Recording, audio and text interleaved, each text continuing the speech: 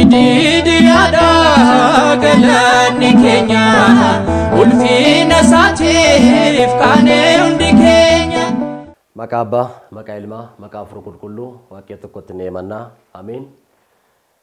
Maatiiwwan Waaqayyo kan isin jaallatu isinis Waaqayyoon kan jaallattan akka mooltanii akka miyyoo nageessanii amiin. Waaqayyo abbaan keenya jaalala isaaf ayyaana isaa nuuf baay'isee guyyaa kabajamaa jaallatamaa kanaan kan nugee maqaan isaa baraan gabaraa kan ulfaate kan galateeffame haa ta'u.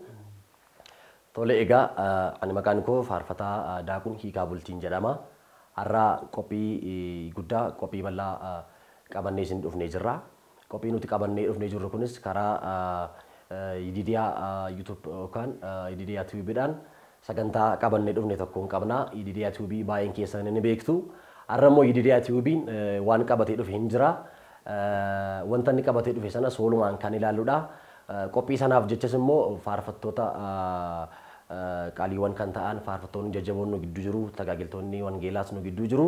Isaan faanallee waan waliin mareennu waan waliin geggeessu nu qabna. Haga xumura sagantaa keenyaatti akka nu faana taatan maqaa Waaqayyoon isin gaafanna. Ididiada galani Kenya ulfina satif kane undi Kenya. Tole maatiiwwan Waaqayyoo egaan walitti deebinee jirra. Akkuma jalqaba irratti dubbachuudhaaf yaaletti har'a sagantaa namatti tolu sagantaa addaa qabannee isinii dhufnee jirra. Egaan Ididiyaa TV yookaan YouTube'n kanaan dura akkuma isin beektan YouTube'ii bal'aa, YouTube'ii guddaa fi barumsa yookaan tajaajila bal'aa kan irraa argachaa turtan. Har'a immoo Ididiyaa TV'n waan haaraadhaan as nuuf dhufee jira yookaan as nuuf ba'ee jira. Egaan wanti haaraan sun maalidha? Kan hundumti keenya amma dhageenyudha. Waan haaraan sun yookaan wanta inni ittiin as nuuf ba'e kan biraan immoo istiidiyoo mataa isaadha kan inni nuuf qabatee dhufe har'a immoo. Kanaan dura YouTube qofaan kana beeknu Ididiyaa. Amma immoo istiidiyoo mataa isaa nuuf banee kunoo akkuma argitan mana kana fakkaatu istiidiyoo bareedaa nuuf qopheessee jira. Egaan istiidiyoo kun immoo kan yeroo hedduudhaaf yookaan yeroo bal'aadhaaf itti yaadamaa ture. Har'a immoo eeyyama Waaqaa taanaan egaa guyyaa har'aa nuuf banamuu danda'ee jira. Kun hojii guddaa fi hojii namatti toludha. Istiidiyoo hojii hafuuraatti geggeeffamu mitiiti. Mannumti nama dhuunfaa mannumti jireenyaa namni keessa jiraachuuf jedhullee yeroo itti xumuramu yerootti namni argamee mana sana eebbisu gammachuudhaan namni sun argamee baga gammadde baga manni keessiif xumurame jedhee yerootti namni wal eebbisu hin jiraata. Egaa istiidiyoon kun immoo istiidiyootti manni hafuuraan itti geggeeffamu, sagantaan hafuuraatti geggeeffamu, lallabni garaagaraatti geggeeffamu, faaruun garaagaraatti geggeeffamudha. Nus sana sababeeffachuudhaan obboleessi keenya Barisaan qixxeessaa faarfataan qixxeessaan mana kanadha kan inni nuuf banee jiru gatii ta'ee fi nuti isa jabeessuudhaaf fagoorraas dhiyoorraas tajaajiltoota namni muraasni iddoo kanatti argamnee jirra. Isaan faana turtii bareedaa waliin geggeessina gachiteef haga xumura sagantaa keenyaatti ammas nu faana ta'a. Hundumti keessan iyyuu baga nagaan dhuftanii. Baga nagaan. Tole egaa akkuma jalqabaa kaasee dubbachaa jiru har'a wantoota ijoo gurguddoo lamaafidha kan nuti mana kanatti walitti qabamne. Tokkoffaa mana obboleessi keenya faarfataan barsiisaanii qixxeessaa istiidiyoon nuuf bane kana eebbisiisuufidha kan nuti walitti qabamne. Achumaan immoo erga istiidiyoon kana waa'ee dhimma istiidiyoo banamuu kana wajjin erga yaadatti laannee booddee immoo dhimmi ijoon keenya inni lammaffaa immoo dhimma tajaajilaadha. Tajaajila yommuu jedhu tajaajila afaan Oromoo wajjin wal qabatee tajaajilli afaan Oromoo kanaan dura maal fakkaata, sagantaan isaa akkam ture, jabinni isaa akkam ture, bu'aa bayii akkamii qaba ture, ammarratti immoo maal fakkaata, jijjiiramni jira moo hin jiru waan jedhullee achumaan immoo tajaajiltoota irraallee maaltu eegamuu qaba kan jedhullee achumaan wanna tokko naasoo nagatiiteef egaa hundumaa dursa kan dursu maqaa keessan ga'ee keessan maaliin akka tajaajiltanillee uummataaf illee soo maqaa keessan beeksisanii natti tola sirraan eegala. Maqaa Abbaa kan Ilmaa kan Hafuura Qulqulluu Waaqa tokko ameen. Jaalatamtootaaf kabajamtoota maatii Waaqayyoo bakka jirtanitti nageenyi Waaqayyoo isiniif haa baay'atu jecha egaa maqaan koo Faarfataa Daakun Gammachiis Buliin jedhama. Tajaajila faarfannaadhaan tajaajila kenna galatooma.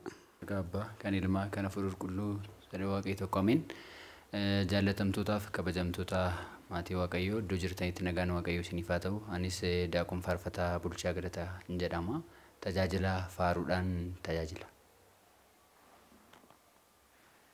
Tole maqaa Abbaa Ilma Hafuura Qulqulluu Waaqayyoo tokko an barsiisaa faarfataa qixxeessaa yaadataan jedhama. Tole ulfaadhu galatoomi. Egaan maqaa isaanii dhageessaniitu baay'ee maqaa isaanii kan isaan dubbataniif wallaaltaniis miti namni gaafa olooru maqaadhumaan ol bara jenneetudha kan nuti kan dubbachiisuu barbaade malee hin beektu baay'een keessan fuulli isaanii isiniif haaraan ta'uu hin beektu. Egaan gara sagantaa keenya yookaan dhimma keenya irraatti dabarrame dhimmi keenya irraa akkuma sana isinitti hime waan gurguddaa lamaa fi tokkoffaa dhimma istiidiyoo irraa eebbisiisuudha lammataa irratti immoo dhimma tajaajila wajjin wal qabateetudha isa duraa duubaan itti dabarra. Mee obboleessa koo faarfataa Daaquun Gammachiis Bulii har'a egaa mana yookaan istiidiyoo obboleessi keenyi barsiisaan qixxeessaan nuuf bane yookaan nuuf sirreesse kana keessatti argamnee jirra eebbisuudhaaf maal sitti fakkaata yaada keessi jechuun illee jajjabina mucaa kanaaf qabdu mooraalii isaaf laachuu barbaaddu illee dhaamsa isaaf dhaamsuu barbaaddu fi dhimma istiidiyoo kana wajjin wal qabatee waan dubbattu nuuf himi. Galatoomaa jechuun barbaada. Dhugaa dubbachuuf gammachuu guddaatu natti dhaga'ame. Maaliif jennaan tokkoffaa irratti tajaajilli afaan Oromoo iddoo kaleessaa irraatii isteeppii tokko yookaas immoo sadarkaa tokko ce'aa waan jiruuf akkuma kana immoo sagalee keenya bifa ammayyaa ta'eetiin tajaajila keenya bifa ammayyaa ta'eetiin sanaa wajjin waliin qabnee deemsisuudhaaf yuutuubiin nu barbaachisa. Peejiiwwan gurguddaan garaagaraa nu barbaachisu waan baay'eetu nu barbaachisa jechaadha karaa ittiin tajaajilli keenya darbu. Tajaajila jechaan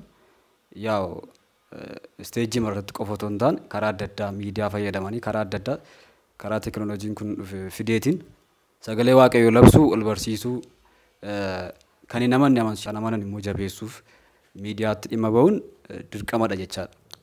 Kanaaf egaati gara yuutuubii kanaatti gaafa dhufu akka afaan Oromootti yuutuubii mataa keenyaa yuutuubii jajjabaa hin qabnu ganaa adeemsa irra jira. Kanaaf gammachuu guddaatti natti dhaga'ame jechaadha. Akka obboleessa kootiif wanta dubbadhu yoo jiraate karaan eegale kun isa qofaaf osoo hin taane akkuma tajaajila afaan Oromootti iyyuu karaa hunda keenyaatiif ifa ta'edha jedhee yaada. Maaliif jennaan gaafa faaruu baafannu baay'ee rakkanna jechaadha. Faaruun baasnaa garuu karaa ittiin gadhiisnu baay'ee hin qabnu. Yoo kana Amaariffaa fudhanne amma maayitoo tuubiin jira. Tuubii baay'ee beekamaadha jechaadha. Kan keenya garuu hin jiru. Kanaaf ergaan obboleessa kootiif dabarsu eegaluu qofa osoo hin taane jabaattee chaalenjii jiru hundumaa aarsaa si barbaachisu hundumaa kaffaltee yuutuubii kana nuuf guddistee yuutuubiitti maqaan Oromoo dhaamu yuutuubiitti tajaajila afaan Oromoo irratti beeksifamu akka nuuf taasistuu abdii guddaan sirraa qabaa nuunis sirratti qofa gannee dhiisnu osoo hin taane akkuma kana tokko jennee eegalleerraa gara fuulduraatti bifa adda addaatiin qophii adda addaa barumsa adda addaa faarfannaa adda addaa barumsa afuuraan wal qabate kamiyyuu karaa sana akka dabarsuun waadaan siif galaa walaa jabeessinu baay'ee tokko gammadeen jira baga gammadde si jechuu barbaada. Yaada bareedaa fi yaada jajjabinaadha kan inni nuuf laate. Mi'atis kanuma irratti dabaluudhaan obboleessi koo Faarfataa Bulchaanis dhimma istiidiyoo haaraa kanaa wajjin wal qabatee wanta yaada nuuf laachuu barbaaddutti nuuf dabali. Hayyee guddaa galatoomii carraa kana naaf kennuuf keetiifi. Egaa akkuma duraa obboleessi keenya kaasee tajaajila afaan Oromoo bifa adda addaadhaan kan inni beeksifamuu qabu yookaan immoo kan inni jajjabaachuu qabu keessaa inni olaanaan haala ammaa keessa jiramu kanaan yookaan immoo bara keessa jirru kanaan wal qabsiisnee yoo ilaalle sooshaal miidiyaan gahee guddaa qaba. Maaliif jennaan industirii fiilmii haa ta'uu kan muuziqaa biyya kanaa gaafa fudhannee ilaalle wanti hundisaayyuu haala dorgomaa ta'eef haala olaanaadha ta'een kan inni hojjetamaa jiru waan ta'eef kanaaf tajaajila afaan Oromoonis haala seeraaf heera bataskaanaan diigneen dorgomaa ta'ee argamuutu irra jiraata jechuudha. Carraa kanaan immoo obboleessi keenya EDDI yuutuubii yoo xiqqaate gara waggaa 4 oliidhaan itti fakkaate yoo dogoggoruu baadhe isaan na sirreessu gatii guddaatti kafaluudhaan iddoo waayifaan hin jirretti daataadhaan nan beekan fageenyuma irrallee ta'ee jechuudha. Achi taa'anii baadiyyaa keessa taa'anii neetworkiin hin jirretti bu'aa bahii baay'eedhaan akka isaan sadarkaa kana geessisanii haa ta'u malee har'a sadarkaa istiidiyoo mataa ofii banachuu uummata tumsuu tajaajila afaan Oromoo miila tokkoon dhaabuu sadarkaa sana ga'anii jiru jechuudha. Kun maal agarsiisa? Jajjabinadha. Bu'aa bahii keessa namni tokko gaafa darbu sadarkaa kana gaafa ga'u nummoo ga'een keenya maal inni namni kun kophaa isaati sadarkaa kana ga'ee jira waan ta'eef nummoo maal tumsuu qabna maal gargaaruu qabna isa jedhu sana hundumti keenya akkuma obboleessi keenya Faarfataa Gammachiis kaasanii waan dandeenyuun waan qabnuun kennaa qabna faarfachuu dandeenya waan meeshaa taphachuu dandeenya istiidiyootti faaruu adda addaa hojjechuu dandeenya waan baay'ee qindeessuu dandeenya kanaan uummata keenya biyya adda addaa jiru karaa sooshaal miidiyaa kana gargaaruu dandeenya obboleessa keenya bira taanee akkuma obboleessi keenya jedhee faaruu tokko irratti gadhiifachuuf irra hin qabnu jechuudha. Yuutuubii tokko hin qabnu miidiyaa mataa keenyaa hin qabnu. Quuqama keenya illee dubbatachuuf rakkoo uummata keenya rakkoo bataskaana keenyaa haasa'uuf illee miidiyaa qabnu hin qabnu jechuudha. Maaliif jennaan namni tokko jedhee lama jedha waan ta'eef jalqabbii obboleessi keenya jalqabe kun ofii isaatii waggaa 3 waggaa 4 dugda isaa irratti baatee fideera waan kana hamma immoo nu bira geessiseera waan ta'eef nu immoo taraa keenyatti darbinee waan kana fuunee obboleessa keenya gargaaruu qabna. Miidiyaan nu barbaachisa keessumaa akka Oromoo Ortodoksiitti miidiyaan qabnu miidiyaan sun nu barbaachisa. Miidiyaa sana immoo yoo nuti tattaafanne yoo nuti hojjennedha waan ta'eef obboleessa keenya bira dhaabbachuu qofaa osoo hin taane waan dandeenyuun hin gargaarraa tajaajila waltajjiilee adda addaa irratti tajaajiluun illee obboleessa keenya affeerree akka inni faaruu isaa ta'u lallaba viidiyoodhaan waraabee uummata keenya biraan ga'ullee haala mijeessuun nurra jiraatan jedha. Kanaaf gammadeera gammachuu qofaa miti hojii guddaatu nu eeggata waan ta'eef hojii kana wal taanee hojjennaan jedha obboleessa koodhaan carraa kanaan baga gammaddee kana yaaddee sadarkaa kana ga'uu keetiif Waaqayyoo si gargaaree maqaan isaa guddaa kan ulfaatee waan kabajamee haa ta'u jechuun barbaada. Yaada bareedaa fi yaada jajjabinaadha. Achumaan illee namoota nu ilaalaa jirtaniif nu daawwataa jirtanii fi barumsa guddaa isiniif ta'a. Kana booda yuutuubiin mataan keenya nuuf banamee jira. Egaa akkuma sila dubbatamaa ture yuutuubiin kun tureera baay'ee erga banamee meeqaan keenya tookaan nama meeqa dhalaata kan wanta kanatti itti fayyadamaa ture yuutuubiin kun akka inni jiru baree kan itti fayyadamaa ture yookaan waan yuutuubii kanarratti wanna qabu lallaba isaa ta'u faaruu isaa ta'u irratti gadhiifachuudhaaf meeqaan keenyatu fedha qaba ture kan jedhudha malee yuutuubiin kun ture erga banameeti tarii agarraatti warri nageenye immoo kana booda dhageessanii yuutuubii kana ol faanaa bal'isnu haa guddisnu haa jajjabeessinu kan jedhullee achumaan dhaamsa koonsiniif hin nannaama gara barisaa qixxeessaatti darbame egaan barisaa ishiin immoo kan isaanii irraa yaada addaa kan si gaafadhu kan gaaffii addaa kanan si gaafadhu akka isaaniitti osoo hin taane mee kaka'umsa maaltu siite tariisiif wanta kanatti seenuudhaaf egaa namni yeroo baay'ee yaada namni baay'ee yuutuubii mataasaa istiidiyoo mataasaa banuu yaada garuu bu'aa bayii qaba wanti sun dadhabbii qaba baay'ee erkoo qaba chaalenjii addaa qaba gatii ta'ee fi tarii akkamitti chaalenjii sana dandeessee waan meeqa dandeesseedha kan tasgeesse lafaa kaa'amee hin ta'u gatii ta'eef kaka'umsa kan siite maaltu sitti dhagaameennaani wanta kana keessa kanatti seentee yoom jalqabdee bara kam jalqabdee yuutuubii kana kan itti bantee ofiishaal gootee yoomidha ammarratti immoo maal fakkaata amma millee siif deemee jira foolooyeroota hagam miidhagina kan itti qabattee jirtu kanallee jechumaan nuuf ibsi. Tolee ulfaadhu galatoomisin jecha egaa yuutuubii kana jalqabarraatii kaasuudhaatiif jechaadha. Wantoota baay'eedha waan kana irratti egaa mudannoo garaagaraatu jira dadhabbii baay'eedha wanti inni qabu jechaadha. Tariitii namoota baay'eetiif yuutuubii bananiittiin hojjechuuni wanta baay'ee salphaa ta'e namatti mul'achuu danda'a. Namoonni hojii kana keessa seenanii jiranii baay'inaan kana caalaatti ni beeku jedhee yaada. Jalqaban gara yuutuubii saaquudhaaf yookiin banuutti kanan dhufee faaruu bara 2007 gara xumuraa irratti seensaa 2008 irrattidha faaruu namoota waliin ta'uudhaatiin kanan hojjedhee ture. Faaruu sana wantan irratti gadhiisu dhabe yuutuubii irratti gadhiisu. Kanaaf aga Wallagga lixaati kanan irra ture yeroo sana faaruu sana yeroo hojjedhu hanga sadarkaa gara Finfinnee dhufee yuutuubii barbaacha argeen ture faaruu sana gadhiisuuf yuutuubii irra gochuudhaaf jechaadha. Sababiin isaa namoonni hedduun isaanii kanneen nu dursan tajaajila afaan Oromootiin kan gara booddeetti harkisu ta'e sooshaal miidiyaa kana fayyadamuudhaan gara booddeetti wanta harkifameetii fi faaruun namoota baay'ee hojjetanii namoota bira otoo hin ga'iin kan hin hafe nama baay'eetu jira. Yoo gahellee naannawaa yookiin naannoo isaan jiraatan dabrii isaan jiran sana qofaadha kan beekamu jechaadha. Kanarraa kan ka'ee haga Finfinneetti dhufee yuutuubii barbaadee tan dhabee iddoo tokkotti gaafa argadhu qarshii kaffaltee kenniteeti kanati faaruullee itti gadhiistu yerootti jedhanidha. Wantoota baay'ee kana oliiti gaa kanan arge. Kanaaf namoonni garaagaraa yuutuubii ofii kee hin bantu ati namoonni naan jedhan ni jiru jechaadha. yuutuubii gaafa jalqaba banuu an nama as biyya keessa taa'eetan nama biyya ambaa jiru yookiin biyya alaa nama jirutu yuutuubiin akkamittiin akka banamu natti hime jechaadha. Inni achi taa'eetu natti hima anas taa'eetanii iimeelii banuu waan garaagaraa jechaadha. Wantoota kana natti hime sadarkaa sanarraa yuutuubii kanan saaqe jechaadha. Yuutuubii sana banee immoo yuutuubiin seerota adda addaati kan inni qabu. Seera sanallee jalqabaaf waan hin beekneetii fi dhamaatii hedduu waan baay'ee dhagaa wantan yuutuubii sanarratti dadhabbiin irraa dabarse jechaadha. Sadarkaa kanarra kan ga'e. Haa ta'uuti walumaa gala yaada koo gaafan xumuru yuutuubii banuudhaaf sababni kan naa ta'e tajaajila afaan Oromootiif jechaadha. Tajaajila afaan Oromoo naannoo keessatti yookiin ganda keessatti hafuu akka inni hin qabne jechaadha. Namoonni kennaa faaruu qaban barnoota wangeelaa lallabuullee kanneen danda'an wantoota garaagaraatiin kennaa kan qaban baay'een isaanii awwaalamanii kennaan isaanii awwaalameeti kan hin nafe jecha namoota baay'eetu jiru. Garuu sababa sooshaal miidiyaa fayyadamuu dhabuu irraatii kan ka'e gara boodaatti hafeetiin jira jechaadha.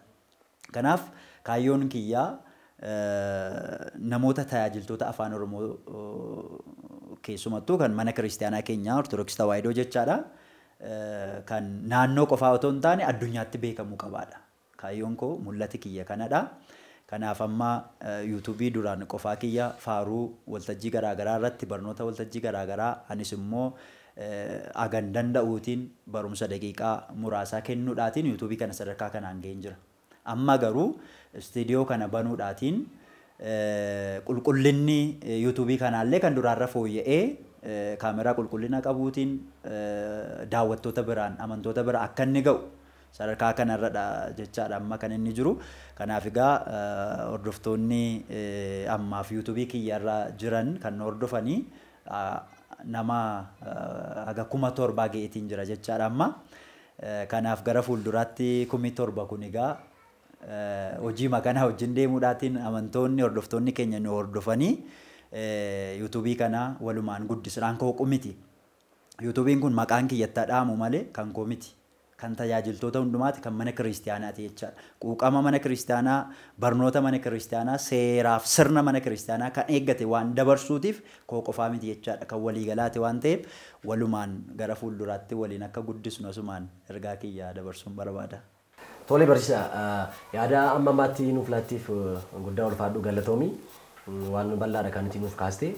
Meechumaan immoo gaaffii lammaffaa waan ani si gaafadhu kan yaadan siif qabu dhimma yididiyaa yuutuubii kana wajjin wal qabate yididiyaa kana maaliif filatte jecha kana isarraa argatte hiikni isaallee maalidha achumaan illee uummataaf illee osoo yaada kana nuuf dabarsite yididiyaa gaafa jedhamu tarii namni baay'ee beekuu dhiisuu danda'a gatiiteef achumaan hiika maqaa kanaallee hoggaasni maqaa kanaa eessaa akka argame eessaa akka dhufellee osoo namaaf ibsite jechuudha.